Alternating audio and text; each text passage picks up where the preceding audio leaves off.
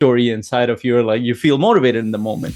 But then after an event, after a story, after a training, it dies off. Why does it die off? Because of this. One side note, if you don't know what people's ambitions are around you, you don't know how to influence them.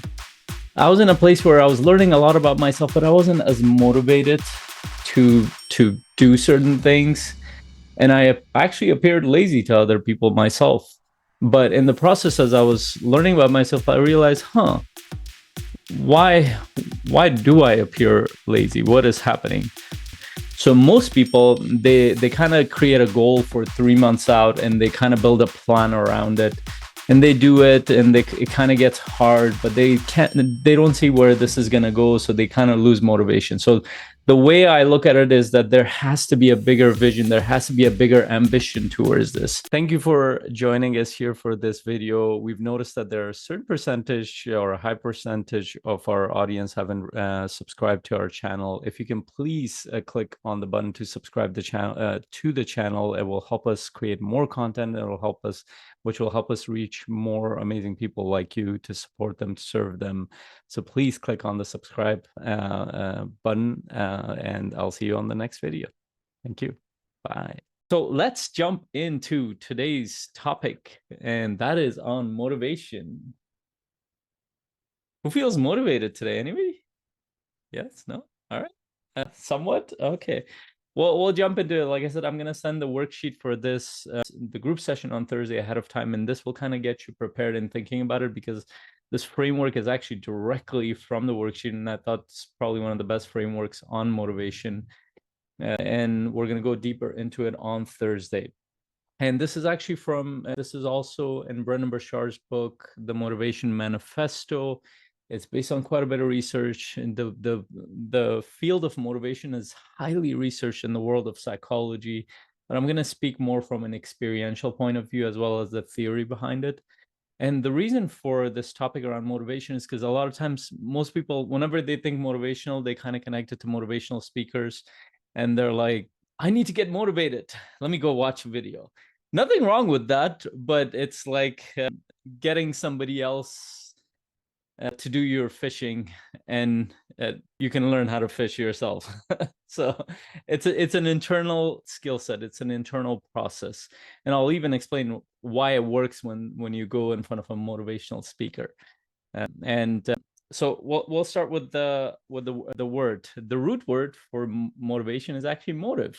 This is why you hear over and over, well, if you want to be motivated, know your why, because the motive is the reason for what you do. And we'll talk about 3 aspects of what sparks the motivation, what sustains the motivation, what amplifies the motivation to the next level. Now, you might hear some things around controversy around this. Well, there is no such thing as motivation. Of course there is motivation, but most people, their motivation is short-lived, and they don't know how to recreate it. So what we're going to talk about is the recipe of how you can create it, maintain it, and amplify it to the next level. And also, a big part of this is, I look at you as a leader, and when you see somebody unmotivated, don't jump to conclusions around, oh, this person is lazy, or this person doesn't care, or this person is apathetic. There might be reasons behind that. And just going to the root word of motivation, it's the reason and why. Usually people have disconnected from the reason for the things that matter for them. Usually because they've been given a bunch of stuff that doesn't matter to them. And I'll start off with a little bit of a story that was a long time, like 15, 20 years, maybe 16, 17 years ago. I was in a place where I was learning a lot about myself, but I wasn't as motivated to do certain things. And I actually appeared lazy to other people myself. But in the process, as I was learning about myself, I realized, why do I appear lazy? What is happening? When I wake up in the morning, why don't I feel excited? And that was the journey I went on for years, actually. And until it clicked, I mean, most of the things that I do, I don't care about. They're not meaningful to me. They don't excite me. Now, that is not to say that every day you have to wake up excited, but there are certain things that need to be there for you to at least spark the motivation. And I'll start with that. And that's the first piece of it. What sparks motivation in people? And that's important for you, for yourself, and because nobody is going to be motivated 24/7. But if you can generally keep connected to what matters, that will keep you motivated. And what do we call that? And this is why we go through this process. And the way Bren Burchard has framed it in his framework is, it's what sparks is the motivation is ambition plus expectancy. And at the bottom, I've written vision plus strategy. It's the same thing. And this is why we actually build out your vision and strategy for long term and short term. So most people, they kind of create a goal for 3 months out, and they kind of build a plan around it, and they do it, and it kind of gets hard, but they don't see where this is going to go, so they kind of lose motivation. So the way I look at it is that there has to be a bigger vision, there has to be a bigger ambition towards this. And sometimes ambition is looked at in a negative light. You can also look at it as aspiration. What do you aspire to be in the bigger scheme of things? Why are you here? What matters to you? This is where bigger vision, bigger purpose, those kind of things come in. It does require a lot of work to go into it, but there needs to be an emotional attachment to what matters for you in life. Why are you going to wake up every day? Incidentally, there are actually surveys done in the world of psychology around this. When you ask most people on average, well, why do you wake up every day? Most people have a hard time answering that, but usually the answer is, well, because I have to go to work, because everybody else wakes up, because those kind of answers. But the thing that they miss is that the thing outside of our biological function of waking up, the thing that runs our mind is a structure and a meaning for doing things, which means that there's a reason why we're getting up. Sometimes that's our family. Sometimes that's our, you know what, I want to go towards building a life like this. Sometimes towards, I want to gain my freedom in this way. Sometimes that's towards, you know what, I want to grow spiritually in this way. And I see myself being this kind of person. I want to leave a mark. I want to leave a legacy, whatever that might be.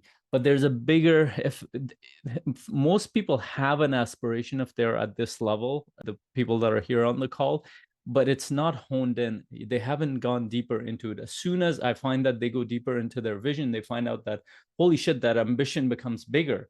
And then the second piece is expectancy. This is why we create a plan. So the reason why we create a plan is because we expect it to succeed. And that the psychological term for it is expectancy. So most people will build a vision, but they're like, I don't know if it will come true or not. Well, you need to assume that it will come true by building a plan, and it becomes much likely for it, more likely for it to go towards there if you actually build a plan and start working towards it. So that's where ambition and expectancy comes in. And that's what we call sparking motivation. So if you're connecting with somebody around you who's not motivated, I would want to know, like what makes them wake up every day. If they don't know how to answer that, well, what gets you excited? If you didn't, if you lived your dream life, what would that look like? Like, asking people those questions gets them to connect with what matters, because usually people are so buried under obligations and things that other people expect them to do, is that they have forgotten what matters to them inside. And you can spark that fairly quickly if you ask a couple of questions. So it's your job as a leader to find out what makes other people ambitious. By the way, one side note, if you don't know what people's ambitions are around you, you don't know how to influence them. That means you don't know, you could force somebody to do something, or you find out, you know, what is their motivation? For example, if you're hiring a team member, what are their goals and what are their visions? Can I support them within this role to go closer to that? Versus, let me just tell them that because I'm giving them a paycheck. Or I have a business partner. Well, what are their motivation? What's their big why? How can I support them to get closer to that? That's what influence is, that you're supporting them towards the things that matter to them. So if you don't even know people's ambitions, you don't know their vision, you don't know what matters to them, you don't know what they're working towards, it's very unlikely that you're going to influence them. This is why most people talk about themselves, because they don't realize how important it is to understand how other people operate around them, whether they're your kids, your family members, or your business partners, or your colleagues. If you really want to build powerful relationships, find out what matters to people. Everybody has a secret dream that they haven't shared with others, and unfortunately, sometimes even to themselves. So if you want to spark motivation in others, ask them those questions.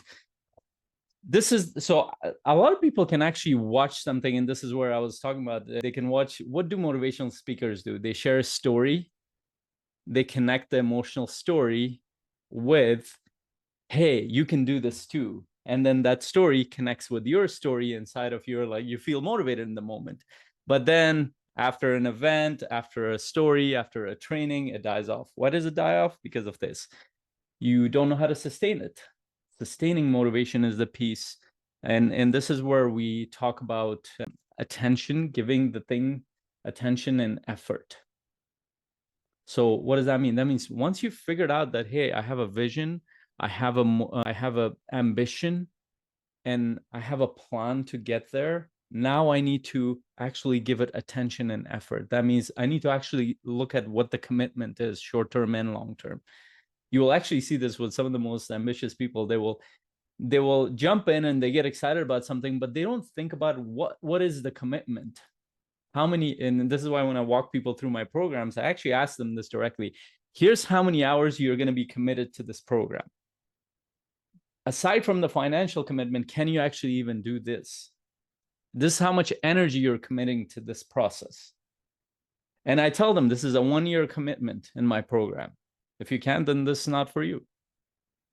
Those are the qualifiers for me. If they're not willing to commit to at least 1 year of growth for them, they're not the right client for me. And there are plenty of other coaches who will take you on for 1, 2, or 3 coach sessions, but that's not what I do. That's the same question you need to ask yourself if you, for example, starting a new business or a new path forward. How long are you willing to commit? Most people cannot commit to even a year. But in most important ventures that you go towards, it needs, at the least, it needs to be a 10-year commitment.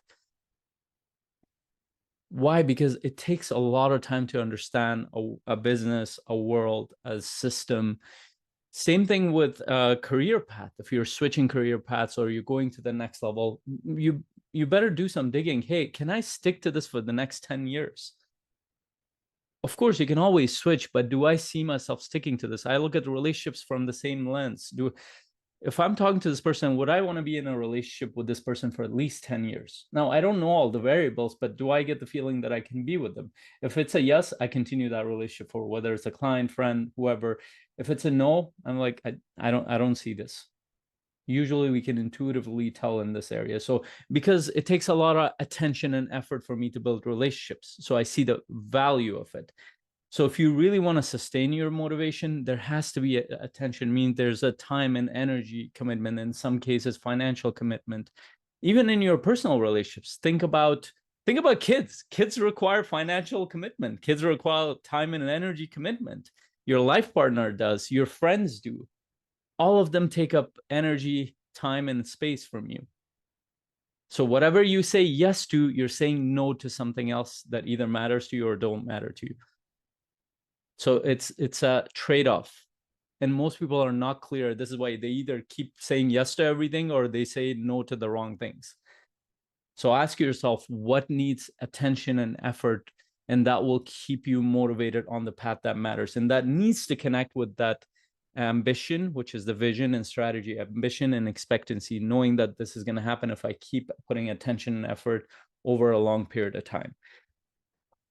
The third piece and the last piece is amplifying it to the next level, amplifying motivation. Now, a lot of people start something, they stick to it, but after a while it gets boring. That happens in relationships and long-term relationships. That happens even with businesses. That happens in people, part of families, communities. It gets boring for people because they don't realize that things take effort. Even though they've put effort to maintain it, what is the next level? The next level is these two: attitude plus environment.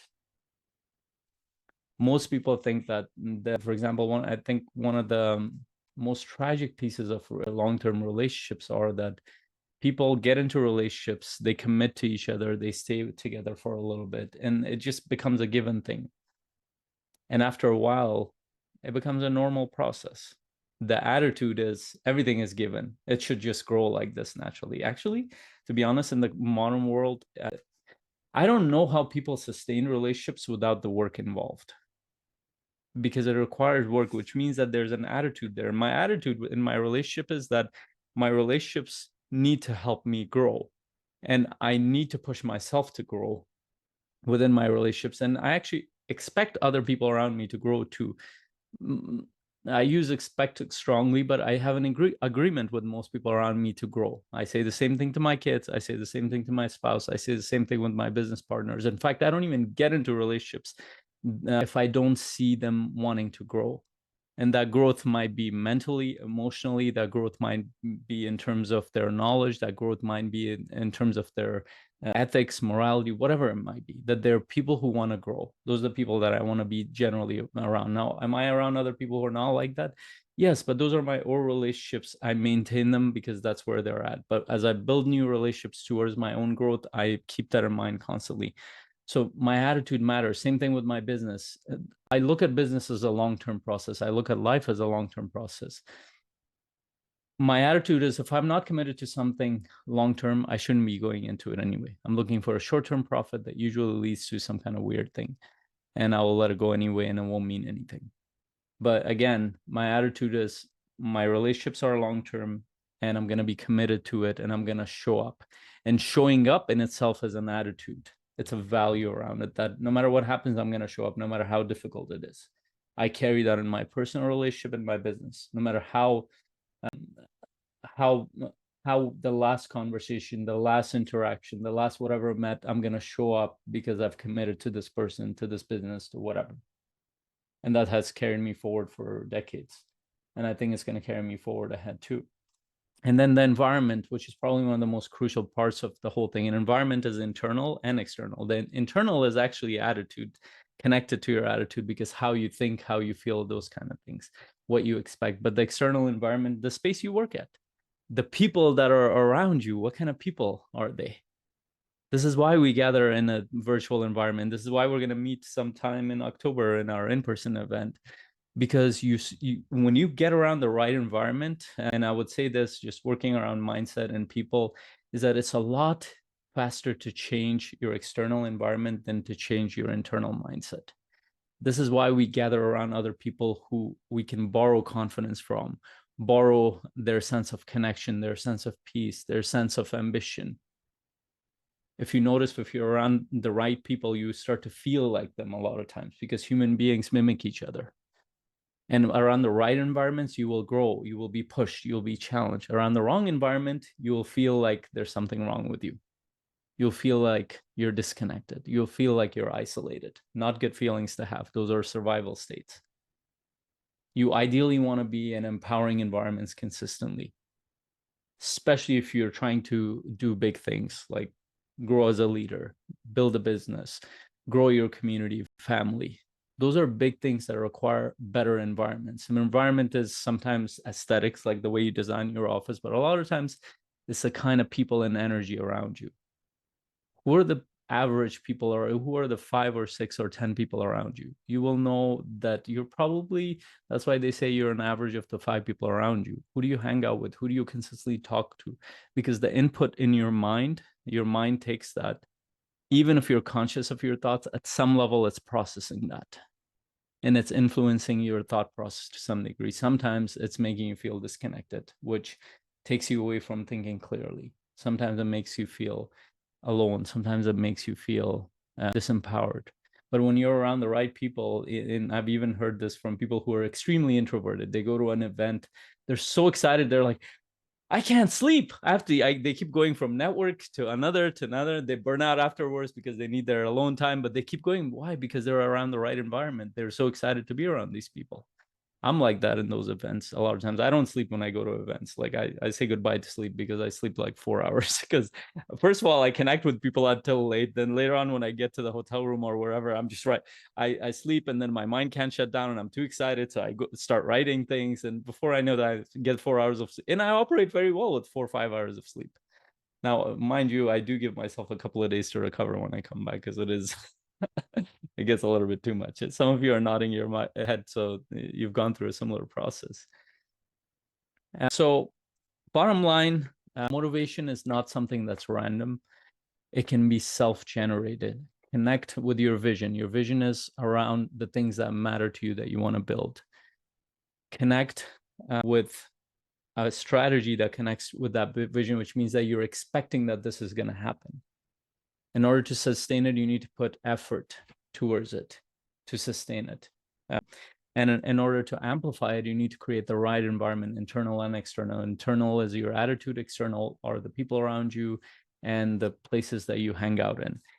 If you consistently do this, you're going to grow, you're going to keep being motivated, even if at times temporarily you feel discouraged or disconnected, because you're surrounded with the right people, you're thinking the right things, you have the right attitude, you're putting consistent effort and focus into it.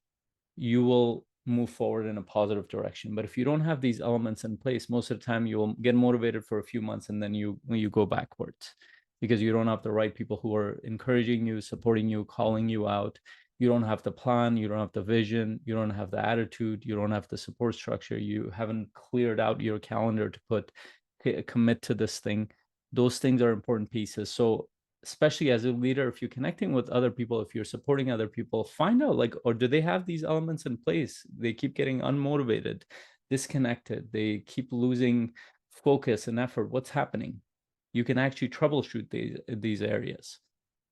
I'll leave it at that. And I'd love to know, what was the biggest thing that stuck out for you? And I'm also going to share the worksheet. Please work on it until Thursday, because we're going to go much deeper into this. But what was the thing that stood out for you guys on the call around motivation, whether it's around sparking, sustaining, or amplifying motivation?